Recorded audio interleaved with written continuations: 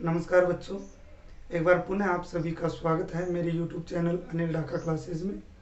प्यारे बच्चों, आज हम आपके जीव विज्ञान के प्रथम अध्याय की बात करेंगे।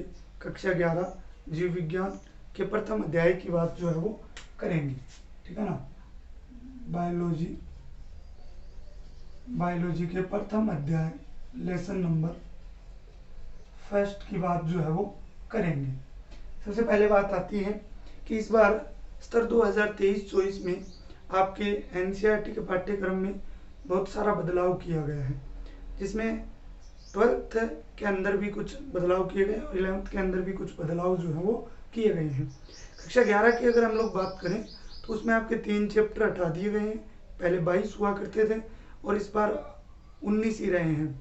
अब कुछ टॉपिक भी चैप्टर में से हटाए गए हैं, तो उनकी भी बात हम लोग साथ में करते रहेंगे। हमारा आज का जो मुख्य टॉपिक रहेगा वो पहले चैप्टर जीव जगत का रहेगा। चैप्टर का क्या नाम है? जीव जगत। जीव जगत द लिविंग वर्ड्स के हम लोग बात जो है वो करने वाले हैं कि इस चैप्टर में जीवों के बारे में बताया गया है। किसके बारे में? कि जीव क्या होते हैं, ठीक है ना, कि जीव क्या होते हैं। द लिविंग वर्ल्ड के बारे में जो है वो विस्तार से बताया गया है। देखो, सबसे पहले जीव शब्द आते ही हमारे दिमाग में एक प्रश्न बनता है कि जीव होते क्या हैं। तो हमारे दिमाग में 2 प्रश्न उत्पन्न होते हैं कि एक तो होते हैं सजीव, एक तो क्या होते हैं? सजीव, और एक होते हैं निर्जीव। 2 शब्द हमारे दिमाग में आते हैं, एक तो आता है सजीव का और एक आता है निर्जीव का, अर्थात लिविंग ऑर्गेनिजम्स और नॉन लिविंग ऑर्गेनिजम्स। ऐसे जो बहुत सारे जिनके अंदर हम लोग अभी लाक्षणिक गुणधर्म और परिभाषित करने वाले गुणधर्मों की बात करेंगे, वो पाए जाते हैं या नहीं पाए जाते, उनके आधार पर हम डिसाइड करेंगे कि कौन से सजीव होते हैं और कौन से निर्जीव होते हैं। तो सजीवों और निर्जीवों को विभाजित करने के लिए इनके मुख्य लक्षण बनाए गए, ठीक है ना। 2 जैसे हम लोग बात करेंगे सजीवों के अभिलक्षण।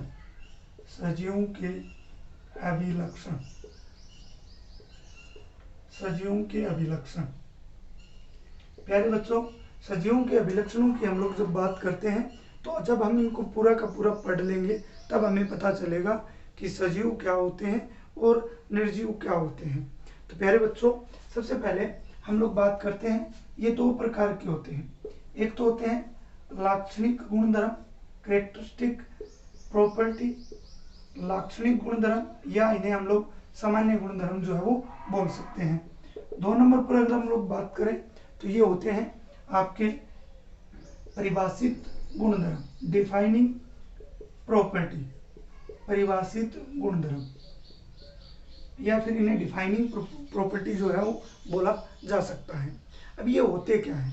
देखिए बच्चों, अगर हम लोग लाक्षणिक गुणधर्म की बात करें तो ये ऐसे गुण होते हैं जो सजीवों को परिभाषित नहीं करते हैं। ऐसे गुणधर्म होते हैं जो सजीवों को परिभाषित नहीं करते हैं।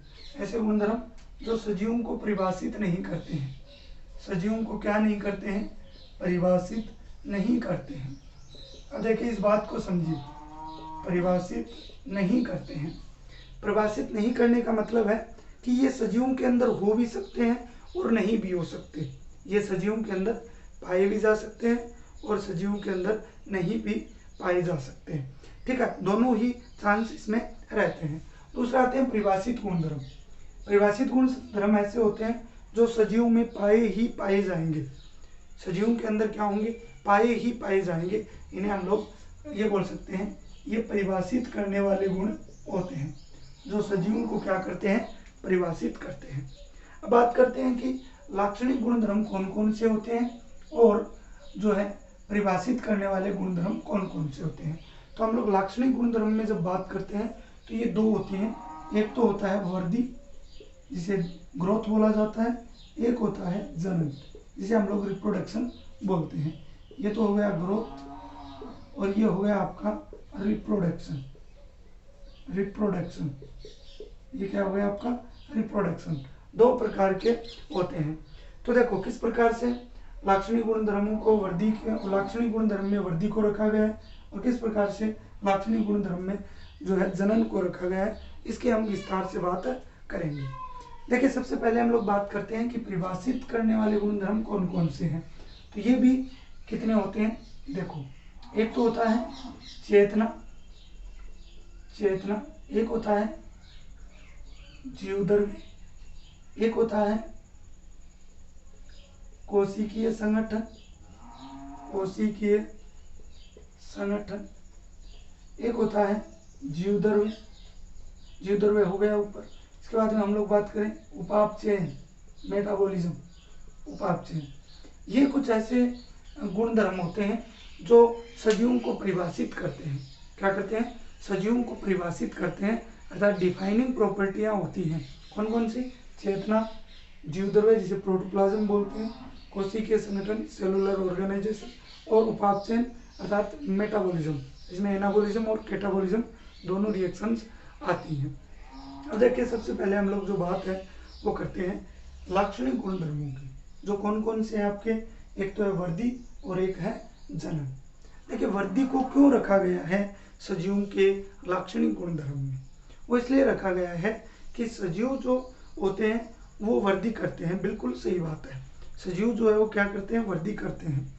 एक मानव का शरीर जो है वो एक युग्मनज द्विगुणित कोशिका से आज इतना बड़ा शरीर जो है वो बना हुआ है, तो सीधी सी बात है हमें समझ में आता है कि वृद्धि होती है। प्रत्येक सजीव जो होता है वो वृद्धि करता है। लेकिन प्रश्न यहाँ पे आता है क्या निर्जीव वृद्धि करते हैं या नहीं करते, तो ध्यान रखना निर्जीव भी वृद्धि करते हैं।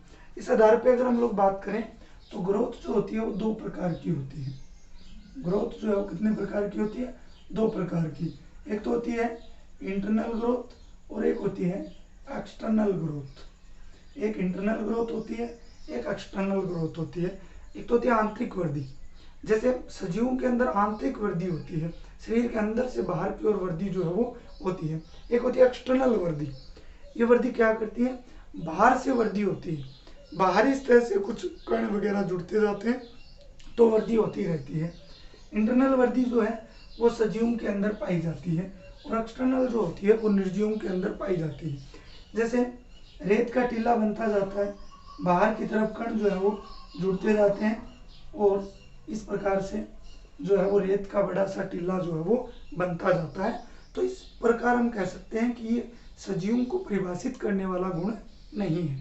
सजीवों को क्या नहीं है, परिभाषित करने वाला गुण नहीं है, जबकि ये क्या है, सजीवों का लाक्षणिक गुणधर्म है, अर्थात सजीवों के अलावा ये निर्जीवों के अंदर भी पाया जा सकता है।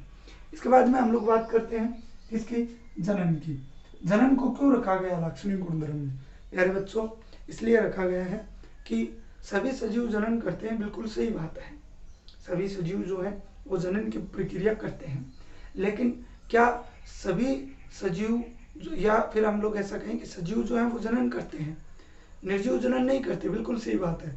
फिर तो इसको इसमें रखना चाहिए था, लेकिन क्या सभी सजीव जनन की प्रक्रिया करते हैं, तो इसका उत्तर होगा नहीं। कुछ सजीव ऐसे भी हैं जो सजीव होते हुए भी जनन की क्रिया नहीं करते। जैसे अगर हम लोग बात करें, जैसे खच्चर की बात कर लेते हैं, खच्चर है, इसके अलावा कामगार मक्खी है, ये बच्चों इस प्रकार के सजीव होते हैं जो क्या नहीं कर सकते, जनन नहीं कर सकते। तो सजीव होते हुए भी ये जनन की क्रिया नहीं कर पाते हैं, इसलिए इनको किसके अंदर रखा गया है, लाक्षणिक गुणधर्म के अंदर रखा गया है, न कि परिभाषित करने वाले गुणधर्मों के अंदर रखा गया है। तो इस प्रकार से वृद्धि, एक कोशिकीय जो जीव होते हैं, ये एक कोशिकीय जीव है, इसमें विभाजन होगा तो दो जीव बन गए, ठीक है। तो इस प्रकार से वृद्धि होता क्या है, नंबर्स में बढ़ोतरी, आयतन में बढ़ोतरी, पृष्ठीय क्षेत्रफल में बढ़ोतरी, संख्या में बढ़ोतरी होना ही क्या कहलाता है, वृद्धि कहलाता है। तो एक कोशिकीय जीव जो होते हैं उनमें एक बात याद रखना नोट में, वृद्धि और जनन, growth and reproduction are inclusive process, क्या होती है, पारस्परिक प्रक्रियाएं होती हैं। क्या होती है, पारस्परिक प्रक्रियाएं।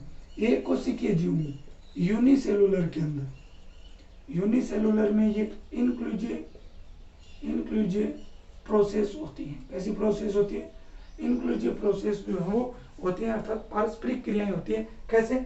एक कोशिका से दो कोशिकाएं बन रही हैं, ये कोशिका विभाजन द्वारा हो रहा है, तो ये एक प्रकार का जनन भी है, और हम इसको क्या बोल सकते हैं, ये एक प्रकार की वृद्धि भी है, क्योंकि यहाँ संख्या 1 से नंबर क्या है, 2 हो रहे हैं। 1 से कितने हो रहे हैं, 2 हो रहे हैं, तो इसी को हम वृद्धि बोलते हैं। और यहाँ पर एक कोशिकीय जीव में ये क्या होती है, इसे हम लोग क्या बोल सकते हैं, जनन बोल सकते हैं। तो ओनली यूनिसेलुलर के अंदर, एक कोशिकीय जीवों के अंदर इस प्रकार की क्रिया होती है, जो वृद्धि और जनन क्या होती है, इंक्लूसिव प्रोसेस होती है, पारस्परिक क्रियाएं होती हैं। तो प्यारे बच्चों, आज के इस वीडियो के अंदर हमने बहुत ही सरल सा टॉपिक पढ़ा, सजीवों के लाक्षणिक गुणधर्म पढ़े। अगले वीडियो के अंदर हम लोग पढ़ेंगे परिभाषित करने वाले गुणधर्म, जिनमें चेतना क्या होता है, जीवद्रव्य क्या होता है, कोशिकीय संगठन क्या होता है, और उपापचयन क्या होता है।